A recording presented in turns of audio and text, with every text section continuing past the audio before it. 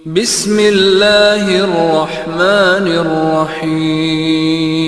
قربانی دین اسلام کی اہم ترین عبادت ہے۔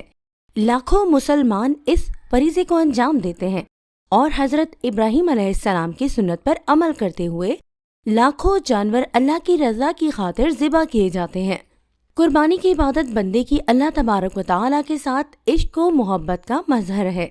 ہونا یہ چاہیے تھا کہ بندہ خود اللہ تبارک و تعالیٰ کی رضا اور خوشنودی حاصل کرنے کے لیے اپنی جان کا نذرانہ پیش کرتا، مگر اللہ تبارک و تعالیٰ کی رحمت ہے کہ اللہ تعالیٰ نے جانوروں کو ذبح کرنا اس کے قائم مقام قرار دے دیا، اور جس شخص کو بھی اللہ تبارک و تعالیٰ نے مالی وسعت عطا فرمائی ہے وہ شخص قربانی کرنا اہم دینی فریضہ سمجھتا ہے، اور بہت بد نصیب ہے وہ آدمی کہ جو باوجود مالی وسعت کے اس عظیم عبادت سے محروم رہے۔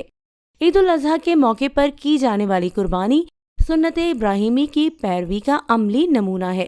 انسان کا کوئی بھی عمل اللہ تعالیٰ کی بارگاہ میں قربانی کے جانور کا خون بہانے سے زیادہ محبوب نہیں ہے۔ قربانی کی اہمیت اور فضیلت۔ احادیث مبارکہ میں نبی اکرم صلی اللہ علیہ وآلہ وسلم نے قربانی کی بہت زیادہ اہمیت اور فضیلت بیان فرمائی ہے۔ چنانچہ حضرت زید بن ارقم رضی اللہ تعالیٰ عنہ فرماتے ہیں، صحابہ کرام رضی اللہ عنہم نے عرض کیا، یا رسول اللہ یہ قربانیاں کیا ہیں؟ آپ صلی اللہ علیہ وآلہ وسلم نے ارشاد فرمایا، تمہارے باپ ابراہیم علیہ السلام کی سنت ہے۔ صحابہ کرام رضی اللہ عنہم نے عرض کیا، یا رسول اللہ صلی اللہ علیہ وآلہ وسلم ان میں ہمارے لیے کیا ثواب ہے؟ فرمایا، ہر بال کے بدلے ایک نیکی ہے۔ عرض کیا، اور اون میں؟ فرمایا، اس کے بھی ہر بال کے بدلے ایک نیکی ہے۔ ابن ماجہ۔ قربانی کی اہمیت کا اندازہ اس بات سے لگایا جا سکتا ہے کہ نبی کریم صلی اللہ علیہ وآلہ وسلم نے مدینہ منورہ کی طرف ہجرت کرنے کے بعد 10 سال تک وہاں قیام فرمایا اور مسلسل پابندی کے ساتھ ہر سال بلا ناغہ قربانی کا اہتمام کیا۔ ترمذی۔ قربانی کے عمل کی اہمیت کا اندازہ اس سے بھی بخوبی لگایا جا سکتا ہے کہ حضور کریم صلی اللہ علیہ وآلہ وسلم نے حجۃ الوداع کے موقع پر ایک وقت میں 100 اونٹوں کی قربانی فرمائی۔ ایک اور روایت میں ہے کہ حضور کریم صلی اللہ علیہ وآلہ وسلم نے خود اپنے دست اقدس سے 100 میں 63 اونٹوں کو ذبح فرمایا، جبکہ باقی کے لیے حضرت علی کرم اللہ وجہہ کو ذبح کرنے کا حکم فرمایا۔ صحیح بخاری۔ قربانی کے فضائل کا خلاصہ۔ نمبر 1، اللہ تعالیٰ کا محبوب ترین عمل ہے۔ نمبر 2، قربانی کے جانور کا خون زمین پر گرنے سے پہلے اللہ تعالیٰ کی رضا اور مقبولیت کے مقام پر پہنچ جاتا ہے۔ نمبر 3، قربانی کرنا حضرت ابراہیم علیہ السلام کی سنت ہے۔ نمبر 4، قربانی کے ہر بال کے بدلے ایک نیکی ملتی ہے۔ نمبر 5، جانور اگر اون والا بھی ہو تو ہر اون کے بدلے ایک نیکی ملتی ہے۔ نمبر 6، جانور کے خون کے ہر قطرے کے بدلے ایک نیکی ملتی ہے۔ نمبر 7، خون کا پہلا قطرہ گرنے سے پہلے ہی قربانی کرنے والے کی مغفرت کر دی جاتی ہے۔ نمبر 8، قربانی کا جانور قیامت کے دن پل صراط پر سواری ہوگا۔ نمبر 9، قربانی کا جانور اللہ تعالیٰ کے نزدیک مال کا سب سے محبوب ترین مصرف ہے۔ نمبر 10، خوش دلی سے ثواب کی نیت سے قربانی کرنے والے کے لیے جانور جہنم سے رکاوٹ ہوگا۔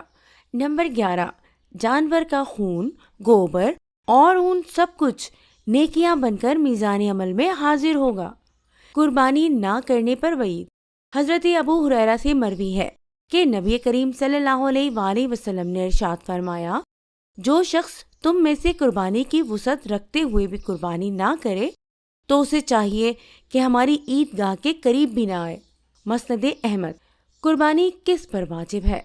قربانی واجب ہونے کا نصاب وہی ہے جو صدقہ فطر واجب ہونے کا نصاب ہے، یعنی جس عاقل، بالغ، مقیم مسلمان مرد یا عورت کی ملکیت میں قربانی کے ایام میں قرض کی رقم منہا کرنے کے بعد 7.5 تولہ سونا یا 52.5 تولہ چاندی یا اس کی قیمت کے برابر رقم ہو، یا تجارت کا سامان یا ضرورت سے زائد اتنا سامان موجود ہو جس کی قیمت 52.5 तोला चांदी के बराबर हो या इनमें से कोई एक चीज या इन 5 चीजों में से बास का मजमुआ 52.5 तोला चांदी की कीमत के बराबर हो तो ऐसे मर्द और औरत पर कुर्बानी वाजिब है।